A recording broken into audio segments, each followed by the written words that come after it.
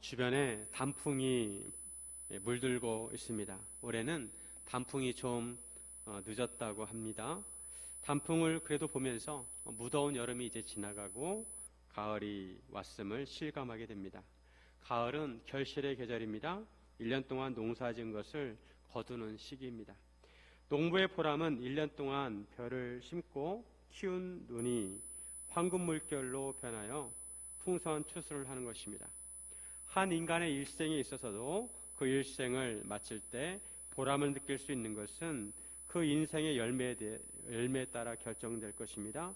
인생의 과정이 힘들고 고달프더라도 아름다운 열매를 맺으면 그 인생은 아름다운 인생이고 보람을 느끼게 될 것입니다. 하지만 그 반대로 빈 껍질 같은 열매를 거둔다면 보람보다는 후회와 회한이 될 것입니다. 우리는 누구나 인생을 살면서 보람을 느끼기를 원하고 아름다운 열매를 맺기를 원합니다. 바라기는 우리 성암교회 모든 성도님들이 아름다운 열매를 맺는 인생 되시기를 바랍니다. 이런 의미에서 우리가 우리 인생의 아름다운 열매를 맺기 위해서 어떻게 해야 하는지 함께 나누기를 원합니다. 첫째로 참과 거짓을 잘 분별해야 합니다. 우리는 인생을 살면서 무언가를 따라갑니다.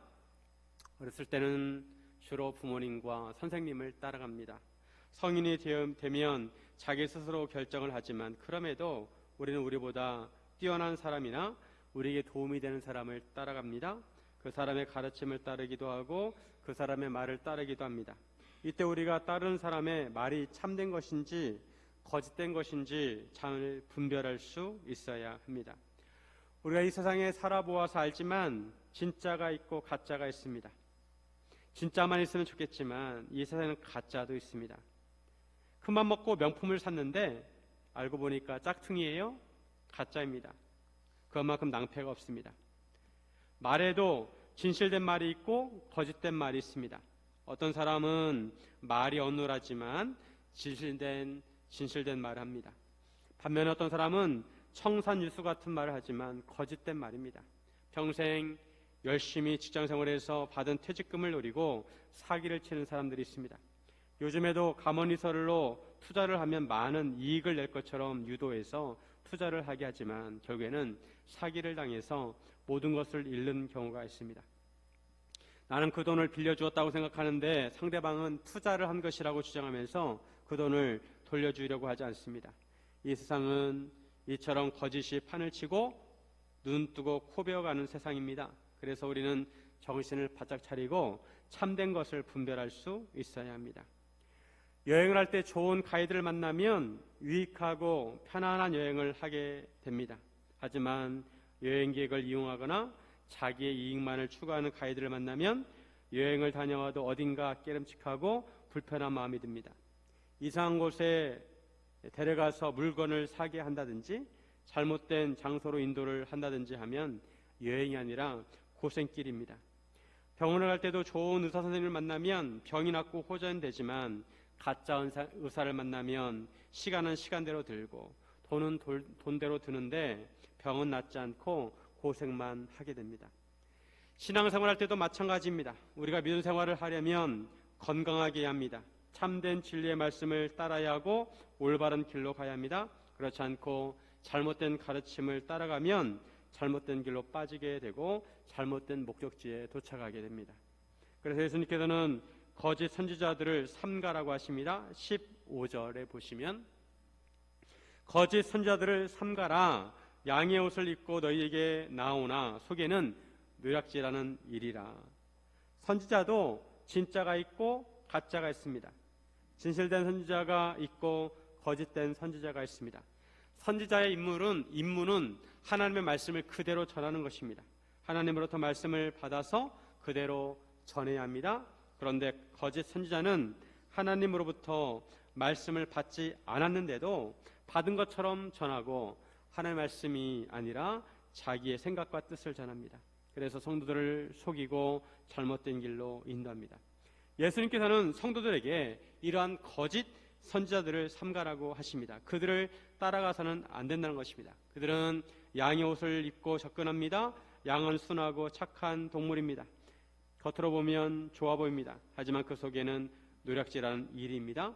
일이면서 양의 탈을 쓰고 접근을 해서 결국 잡아먹으려고 한다는 것입니다. 이것도 모르고 양의 탈을 쓴 이리를 따라가면 결말이 뻔합니다. 거짓 선지자도 그렇다는 것입니다. 겉으로는 좋아 보이지만 거짓 선지자를 따라가면 결국 영혼이 파멸에 이르게 됩니다. 우리 주변에도 거짓 선지자들이 많이 있습니다. 교회에도 참교회가 있고 거짓교회가 있습니다. 정통교회가 있고 이단이 있습니다. 정통교회는 삼일체 하나님을 믿고 참된 하나님의 말씀을 선포하는 교회입니다. 이단은 같은 성경을 보더라도 잘못된 해석을 하고 잘못된 교리를 가르치고 올바른 길이 아니라 잘못된 길로 인도합니다. 이단의 뜻풀이라면 끝이 다르다는 것입니다. 이단은 정통과 그 끝이 다릅니다. 정통교회에서 올바른 신앙생활을 하게 되면 그 끝에 예수님을 만나게 되고 천국에서 영생을 누리게 됩니다. 하지만 이단은 그렇지 않다는 것입니다.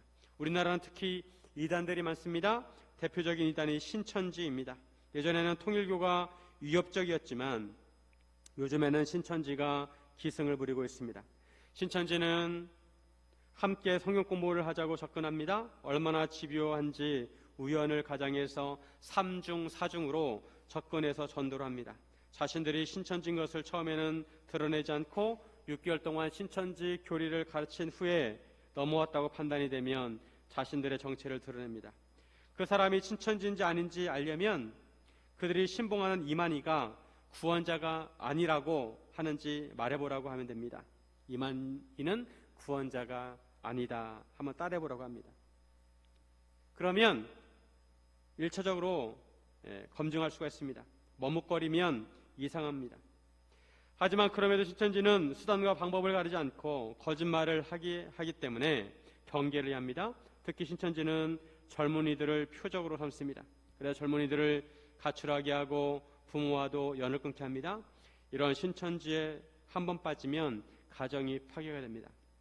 한동안 방송에서 신천지 위험성에 대해서 보도를 했는데도 여전히 신천지는 기승을 부리고 있고 오히려 드러내놓고 전도를 합니다. 그래서 주변에서 어떤 선교사님이 안식년을 맞아서 잠깐 국내에 들어왔는데 함께 성경 공부를 하자고 하면 그냥 따라가서는 안 되고 먼저 교육자와 상의를 해야 합니다. 검증을 한 다음에 해야 합니다. 요즘에는 이상한 교회들과 이단들이 많아서 어떤 기도원이나 집회에 참여를 할 때 반드시 교육자와 상의하시길 바랍니다. 우리 주변에는 하나님의 교회와 여호와의 증인도 있습니다. 하나님의 교회는 안상홍이 교주였는데 안상홍이 죽자 그의 부인이 교주가 되었습니다. 그래서 하나님의 어머니라고 부르고 있습니다. 하나님의 교회는 특히 건물들을 많이 사고 있습니다. 신도가 없어도 건물을 사서 간판을 내겁니다. 이런 이단들이 얼마나 전도를 열심히 하는지 모릅니다. 해외 선교도 열심히 합니다. 얼마 전에 들은 이야기인데 우리 주변에 있는 한 신천지 교회에서 어린이들을 모아서 중국으로 선교여행을 무료로 보내준다고 합니다. 우리는 가끔 싱크홀로 인해서 도로가 주저앉는 것을 보게 됩니다. 겉으로 보면 포장되어 있어서 그 도로가 안전하게 보입니다. 하지만 속에 있는 흙이 쓸려나가서 싱크홀이 생기게 되고 차가 빠지게 됩니다. 겉으로 보면 교회처럼 보이지만 이단은 싱크홀 교회입니다. 영혼이 빠지게 되고 파멸에 이르게 됩니다. 그래서 건강한 신앙생활하고 진리를 따라가려면 영적으로 깨어 분별해야 합니다. 예수님께서 친절하게 참된 선지자와 거짓 선지자를 분별할 수 있는 방법을 알려주십니다. 그것은 그들의 열매를 보고 그들의 정체를 알라는 것입니다. 가시나무에서는 포도를 딸 수가 없고 엉겅퀴에서 무화과를 딸 수가 없습니다. 본래 가시나무인데 포도나무처럼 보인다고 해서 포도 열매를 맺을 수가 없습니다. 본래 엉겅퀴는 무화과 열매를 맺을 수가 없습니다. 좋은 나무마다 아름다운 열매를 맺고 못된 나무가 나쁜 열매를 맺습니다. 좋은 나무가 나쁜 열매를 맺을 수가 없고 못된 나무가 아름다운 열매를 맺을 수가 없습니다. 그 열매를 보면 그 나무가 좋은 나무인지 나쁜 나무인지 알 수 있다는 것입니다. 중요한 것은 좋은 나무와 못된 나무의 결말이 다르다는 것입니다. 아름다운 열매를 맺지 못하는 나무는 찍혀서 결국 불에 던져질 것입니다. 구약에서도 거짓 선지자를 분별하는 방법이 나옵니다. 신명기 18장 22절. 만일 선지자가 있어 여호와의 이름으로 말한 일에 증언이 없고 성취함이 없으면 이는 여호와께서 말씀하신 것이 아니요 그 선지자가 제 마음대로 한 말이니 너는 그를 두려워하지 말지니라. 즉 선지자가 참된 선지자냐 거짓 선지자냐, 그것은 그 선지자가 말한 것을 보면 안다는 것입니다. 그 선지자가 말한 것이 성취되지 않거나 그리고 이루어지지 않으면 그것은 여호와께로부터 받은 말씀이 아니라는 것입니다. 통일교는 문선명을 교주로 섬겼습니다. 하나님처럼 섬겼습니다. 그런데 문선명 결국 어떻게 되었습니까? 죽었습니다. 많은 이단들의 교주로 섬기는 사람들이 죽습니다. 안 죽을 것처럼 섬기지만 다 죽습니다. 그런 것을 보면 영적으로 깨달아가지고 빠져나와야 되는데 빠져나오지 못합니다. 왜냐하면 영적으로 무지하기 때문에 그렇습니다. JMS 정명석도 악행을 저질러서 구속되어 있습니다. 우리가 참과 거짓을 분별할 때 이적을 행하거나 능력과 치유를 행하는 것으로 분별해서는 안 됩니다. 왜냐하면 악한 영도 치유와 능력과 이적을 행할 수 있습니다. 하나님께서 주신 성경 말씀을 통해서 우리는 분별해야 합니다. 우리가 그 열매로 거짓 선지자인지 참된 선지자인지 분별해야 하는 이유는 우리가 아름다운 열매를 맺기 위해서입니다. 적어도 우리는 우리가 마시는 물이 우리 몸에 좋은 물인지 아니면 오염된 물인지 분별할 수 있어야 합니다. 사랑하는 성도 여러분, 참과 거짓을 분별하시기를 주님의 이름으로 축원드립니다. 둘째, 행하는 믿음을 가져야 합니다. 우리는 흔히 말하기를 구원은 믿음으로 받는다고 말합니다. 행위가 아니라 믿음으로 구원을 받습니다. 그런데 믿음이 어떤 믿음이냐가 중요합니다. 단지 입으로만 믿는다고 하는 믿음이 아니라 행함에 따르는 믿음이어야 구원을 받을 수가 있습니다. 구원에 이르는 진정한 믿음은 행함이 포함된 믿음입니다. 예수님께서 이렇게 말씀하십니다. 21절에 나더러 주여 주여 하는 자마다 다 천국에 들어갈 것이 아니요 다만 하늘에 계신 내 아버지의 뜻대로 행하는 자라야 들어가리라. 예수 믿는 사람들은 예수님을 주님이라고 부릅니다. 기도할 때도 주여라고 합니다. 그런데 예수님께서 말씀하시기를 나에게 주여 주여 한다고 다 천국에 들어가는 것이 아니라는 것입니다. 그럼 어떤 사람이 천국에 들어갈 수 있습니까? 하늘에 계신 하나님 아버지의 뜻대로 행하는 자라야 들어갈 수 있다고 하십니다. 우리가 알기로는 구원은 행함이 아니라 믿음으로 받는다고 알고 있습니다. 오직 믿음으로 구원을 받는다는 것이 맞습니다. 우리가 이 의미를 잘 이해합니다. 오직 믿음으로 구원을 받는다는 것은 우리가 구원을 받는 데 있어서 우리의 공로가 아니라 하나님의 은혜로 구원을 받는다는 것입니다. 우리가 아무리 노력을 해도 우리의 행함으로는 의롭다함을 받지 못합니다. 우리는 부족합니다. 우리는 우리의 힘으로 의롭다함을 받지 못합니다. 우리는 우리를 위해 십자가를 지신 예수를 믿을 때 그 믿음으로 의롭다함을 받습니다. 이것을 이신칭의라고 합니다. 이신칭의, 우리의 믿음을 통해 의롭다함을 받는다는 것입니다. 하지만 그렇다고 이신칭의가 오늘 예수님의 말씀과 배치되는 것이 아닙니다. 예수님께서도 나로 말미암지 않고는 아버지께로 올 자가 없다고 하셨습니다. 예수님께서 유일한 구원의 길이십니다. 그런데 예수님께서 강조하시는 것은 예수님을 온전히 믿는 자는 행함이 따르게 되어 있다는 것입니다. 입으로만 믿는다고 하면서 몸이 움직이지 않는 것은 진정한 믿음이 아닙니다. 진정한 믿음을 가진 자는 입으로도 예수님을 시인하고 몸으로도 순종하는 것입니다. 이런 측면에서 예수님의 동생 야고보도 이런 말씀을 하였습니다. 야고보서 2장 26절에 영혼 없는 몸이 죽은 것 같이 행함이 없는 믿음은 죽은 것이니라. 살아있는 믿음은 행함이 따른다는 것입니다. 그렇지 않고 행함이 없으면 그 믿음은 죽은 믿음이라는 것입니다. 물고기를 잡으면 살아있는 물고기는 팔딱팔딱 뜁니다. 그처럼 살아있는 믿음은 행함이 따른다는 것입니다. 하지만 죽은 물고기가 가만히 있는 것처럼 죽은 믿음은 행함이 없다는 것입니다. 그 사람이 어떤 믿음을 가졌느냐는 그날에 밝혀지게 됩니다. 그날은 예수님께서 재림하시는 날이고 최후 심판의 날입니다. 그날에 많은 사람이 예수님에게 주여 주여 하면서 우리가 주의 이름으로 선지자 노릇을 하고 주의 이름으로 귀신을 쫓아내고 주의 이름으로 많은 권능을 행하였다고 합니다. 귀신을 쫓아내고 권능을 내는 것이 얼마나 대단한 일입니까? 하지만 그런 자들을 예수님께서 도무지 알지 못한다고 하십니다. 그러시면서 그들에게 불법을 행하는 자들이라고 하십니다. 불법을 행하였다는 것은 하나님 아버지의 뜻대로 행하지 아니하고 순종하지 않았다는 것입니다. 자기들 뜻대로 행하고 자기들 좋은 대로 행하였다는 것입니다. 이런 자들에게 예수님께서 떠나가라고 하십니다. 예수님께서는 하나님의 뜻을 행하지 않는 사람들과 아무 상관이 없다는 것입니다. 그럼 우리가 어떻게 해야 행하는 믿음을 가질 수가 있을까요? 입으로만 믿습니다라고 해서는 안 되고 행동으로 믿음을 보여야 합니다. 인격적인 믿음을 가져야 합니다. 우리의 온 몸, 마음과 생각과 의지와 행동으로 진심을 다해 믿어야 합니다. 나야가라 폭포에 양쪽에 줄을 메어놓고 외줄타기라는 사람이 있었습니다. 나야가라 폭포 위에 외줄을 걸어놓고 막대기 하나로 균형을 잡아가면서 외줄을 건너갔다가 오면 얼마나 그것이 대단해 보입니까? 사람들이 구경꾼들이 막 박수를 칩니다. 너무 잘한다고. 그런데 이 외줄을 타는 사람이 이 구경하는 사람들을 향해서 말합니다. 여러분은 제가 사람을 제 등에 업고 이 외줄을 타고 건너갔다 올 수 있다는 것을 믿으세요? 그러자 사람들이 고개를 끄덕이면서 당신이면 할 수 있다고.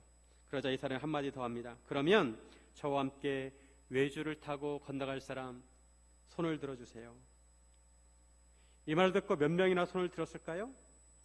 외줄을 타는 사람의 말을 정말로 믿는다면 실제로 그의 등에 업힐 수 있어야 합니다. 우리가 예수님을 믿는다면 말로만 믿는다고 해서 안 되고 예수님의 등에 업힐 수 있어야 합니다. 모든 것을 예수님께 걸고 예수님을 의지해야 합니다. 이것이 진정한 믿음입니다. 온전한 믿음이란 우리의 생명과 인생과 미래와 가족과 진로와 생계 등 모든 것을 예수님께 맡기고 예수님을 의지하며 사는 것입니다. 그런데 실제로 믿음으로 산다고 하면서도 불안한 마음이 있습니다. 의심을 합니다. 과연 예수님을 믿긴 믿는데 예수님께서 내 미래를 책임져 주실까? 그래서 양다리를 거칩니다. 이것은 예수님을 온전히 믿는 것이 아닙니다. 온전한 믿음을 가진 사람은 양다리를 걸쳐지는 것이 아니라 예수님께 두 발을 옮기는 사람입니다. 그래야 우리가 마지막에 죽음을 맞이할 때도 예수님께 모든 것을 맡기고 우리 영혼도 맡길 수가 있습니다. 예수를 온전히 믿지 못하면 죽을 때도 불안합니다. 죽지 않으려고 몸부림을 칩니다. 인상을 쓰다가 죽습니다. 그런데 예수님을 온전히 믿는 사람은 평안하게 눈을 감습니다. 예수님 품에 안기게 됩니다. 예수님을 주라고 부르는 것은 종이 주인을 부르는 호칭입니다. 예수님은 우리의 주인이십니다. 우리의 소유권이 예수님께 있습니다. 그래서 예수님의 뜻대로 우리가 살아야 합니다. 이것이 믿음입니다. 우리가 행함 있는 믿음을 살려면 먼저 예수님의 말씀을 온전히 믿어야 하고 온전히 순종해야 합니다. 예수님께서는 먼저 하나님의 나라와 그의 의를 구하라고 하셨습니다. 그리하면 이 모든 것을 너희에게 더하시리라. 무엇을 먹을까? 무엇을 마실까? 무엇을 입을까? 이것은 이방인들이 구하는 것이라고 하셨습니다. 하나님 아버지께서는 우리에게 무엇이 필요한지 다 알고 계신다는 것입니다. 그래서 우리의 필요를 먼저 구하기 이전에 하나님과의 관계를 회복하라는 것입니다. 하나님을 온전히 믿으라는 것입니다. 하나님과의 관계가 회복이 되고 나면, 즉 먼저 하나님의 나라와 그의 의를 구하고 나면 그 다음에 하나님께서 우리에게 필요한 것들을 공급해 주신다는 것입니다. 순서가 중요합니다. 먼저 하나님과의 관계를 바르게 한 다음에 그 다음에 나머지를 구하라는 것입니다. 이 말씀을 신뢰한다면 우리는 먼저 하나님의 나라와 그의 의를 구해야 합니다.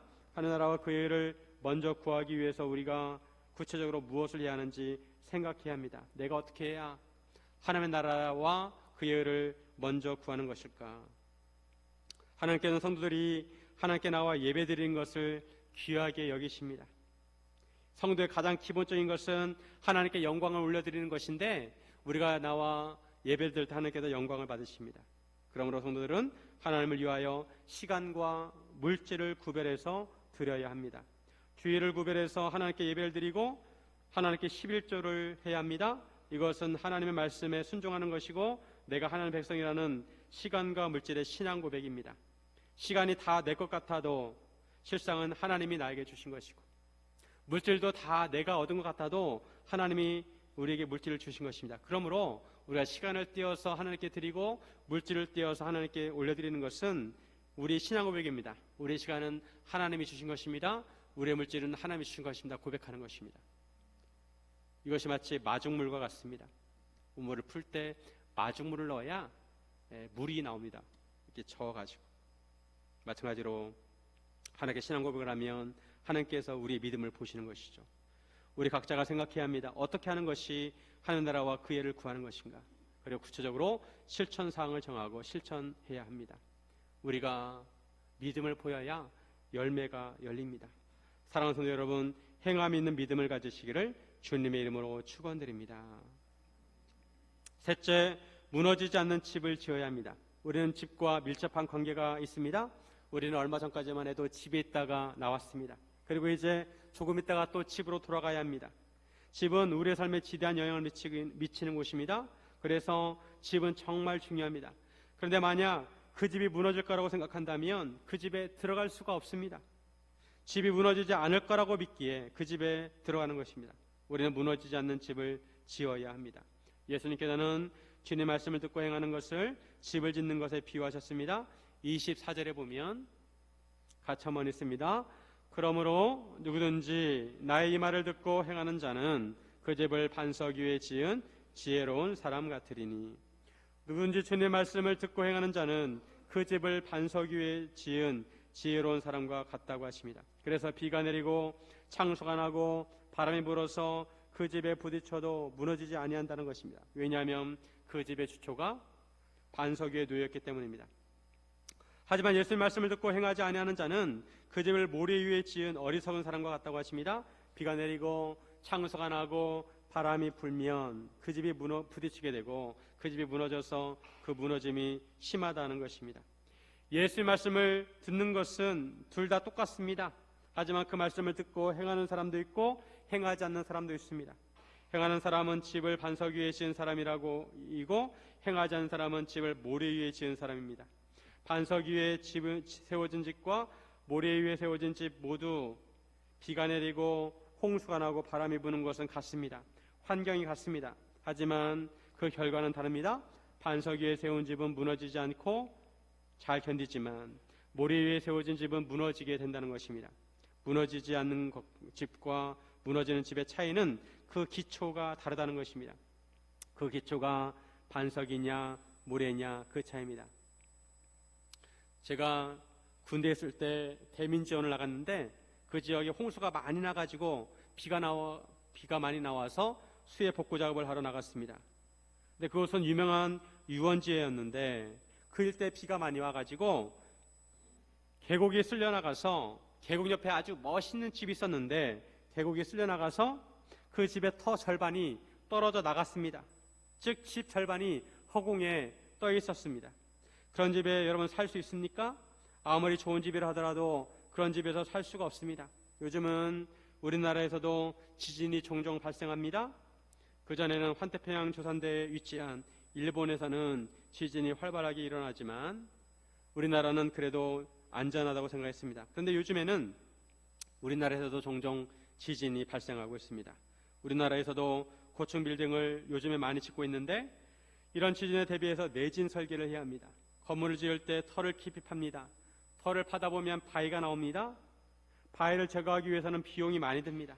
그래서 바위가 나오는 것을 좋아하지 않습니다. 예전에 좋아하지 않았습니다. 그런데 요즘은 오히려 바위가 나오는 것이 좋다고 합니다. 왜냐하면 바위 위에 건물을 지으면 건물을 더 튼튼하게 지을 수 있기 때문입니다. 이처럼 바위 위에 집을 지으면 무너질 염려가 없습니다. 우리 인생도 그렇습니다. 우리가 예수님의 말씀에 순종하면 우리 인생을 반석 위에 짓는 것 같습니다. 하지만 우리가 예수의 말씀을 듣고 순종하지 않으면 모래 위에 짓는 것과 같습니다. 중요한 것은 순종하느냐 순종하지 않느냐입니다. 지금까지 예수님께서는 산상수훈을 말씀하셨습니다. 제자들에게 가장 핵심적인 말씀을 하셨습니다. 제자들을 비롯해서 많은 사람들이 산상수훈을 들었습니다. 우리도 성경 말씀을 통해서 산상수훈을 들었습니다. 문제는 지금부터입니다. 우리가 만약 산상수훈을 한쪽 귀로 듣고 한쪽 귀로 흘리고 실천하지 않으면 모래 위에 집을 짓는 것과 같습니다. 그렇지 않고 예수의 말씀을 마음에 새기고 그 말씀을 한 말씀이라도 실천하려고 한다면 우리는 반석 위에 집을 짓는 것입니다. 우리는 가난한 마음을 가져야 합니다. 하나님의 말씀을 마음으로부터 지켜야 합니다. 원수까지 사랑해야 합니다. 외식하지 말아야 하고 보물을 하늘에 쌓아두어야 합니다. 두 주인을 섬겨서는 안 되고 오직 하나님을 주인으로 섬겨야 합니다. 특히 자본주의 사회에서 물질을 섬겨서는 안 되고 하나님을 최우선 순위에 두어야 합니다. 항상 구하고 찾고 두드려야 하고 좁은 문으로 들어가야 합니다. 우리가 이런 말씀들을 듣고 실천해야 합니다. 그래야 반석 위에 집을 지을 수가 있습니다. 예수님께서는 산상수훈 마지막 부분에 무너지지 않는 집에 대해서 말씀하십니다. 이것은 제자들이 장차 어떤 상황에 처하게 될지 아시기 때문에 말씀하신 것입니다. 예수님의 제자들은 예수님을 믿고 예수님 말씀대로 살아갈 때 비와 창수와 바람에 부딪히게 될 것입니다. 실제로 예수님의 제자들은 예수님의 명령대로 예수님의 증인으로 살면서 많은 핍박과 고난을 당하게 되었습니다. 예수를 믿고 살아갈 때 사탄 마귀의 시험을 받게 됩니다. 가장 먼저 넘어진 제자는 가룟 유다였습니다. 그는 12제자 중 한 사람이었지만 예수님과 함께 다니면서 예수님부터 많은 말씀을 들었으면서도 정작 예수님을 팔아 넘겼습니다. 초대교회 성도들 중에서도 처음에는 복음을 듣고 예수님을 믿고 따랐지만 환난과 핍박을 통해서 예수님을 버리고 세상으로 간 사람들이 있습니다. 사도 바울의 동역자들 중에도 그런 사람이 있었습니다.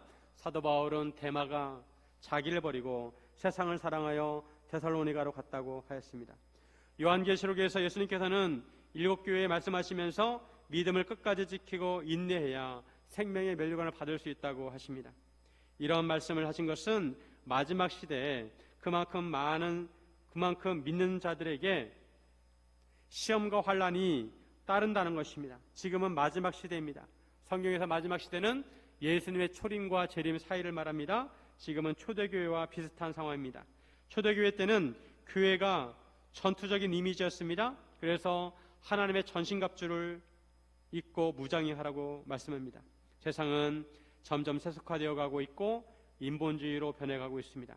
예수님께서는 세상이 우리를 미워할 것이라고 하십니다. 그것은 세상이 예수를 미워하기 때문입니다. 우리도 이런 세상에서 믿음으로 살려고 하면 비와 창수와 바람을 만나게 됩니다. 우리가 이런 세상에 무너지지 않는 집을 지으려면 믿음을 잘 지키고 예수 말씀을 따라 살아야 합니다. 예수 말씀을 실천해야 합니다. 사도 바울은 내제자 디모데에게 이렇게 말씀합니다. 디모데후서 1장 7절과 8절에 하나님이 우리에게 주신 것은 두려워하는 마음이 아니요 오직 능력과 사랑과 절제하는 마음이니 그러므로 너는 내가 우리 주를 증언함과 또는 주를 위하여 갇힌 자 된 나를 부끄러워하지 말고 오직 하나님의 능력을 따라 복음과 함께 고난을 받으라. 복음과 함께 고난을 받으라. 비와 창수와 바람이 불 때 고난을 복음과 함께 받으라는 것입니다. 즉 믿음을 굳게 지키라는 것입니다. 믿는 사람에게도 고난이 다가온다는 것입니다. 하지만 우리에게 고난을 이길 수 있는 믿음이 필요한 것입니다. 우리가 신앙생활을 오래 하면 할수록 믿음이 더 깊어지고 순종의 농도가 짙어져야 하는데 저절로 되지 않습니다. 시간이 간다고 저절로 되는 것이 아닙니다. 믿음의 뿌리를 깊이 내리고 자라야 하는데 잘 자라지 않습니다. 우리는 지금까지 살아온 관성이 있어서 가만히 있으면 지금까지 살아온 대로 살 가능성이 많습니다. 믿음의 뿌리가 약하면 시험이 오면 금방 넘어집니다. 무너지지 않는 집을 지으려면 움직여야 합니다. 아무도 집을 지어주지 않습니다. 우리가 집을 지어야 합니다. 연화가 물살을 거슬러 올라가듯이 지금까지 살아왔던 관성을 거슬러 믿음으로 실천해야 하는 것입니다. 그래야 우리가 예수님의 말씀대로 살 수 있습니다. 오늘 본문을 보면 아름다운 열매를 맺는 것과 무너지지 않는 집을 짓는 것은 서로 연관되어 있습니다. 우리가 믿음의 열매를 잘 맺는 것은 무너지지 않는 집을 짓는 것입니다. 믿음의 열매는 구체적으로 우리의 신앙격이 성숙해지는 것입니다. 하나님께서는 우리의 믿음이 성숙해지도록 우리에게 성경을 주셨고 성령님을 보내주셨습니다. 디모데 후서 3장 16절 17절 같이 한번 읽습니다. 모든 성경은 하나님의 감동으로 된 것으로 교훈과 책망과 바르게 함과 의로 교육하게 유익하니 이는 하나님의 사람으로 온전하게 하며 모든 선한 일을 행할 능력을 갖추게 하려 함이라. 하나님께서 우리에게 성경을 왜 주셨냐? 먼저는 우리를 구원하시기 위해서 주셨고, 그 다음에는 우리의 믿음이 성숙해지도록 성경 말씀을 주셨습니다. 우리가 성경 말씀을 읽으면 말씀이 우리 안에서 작용합니다.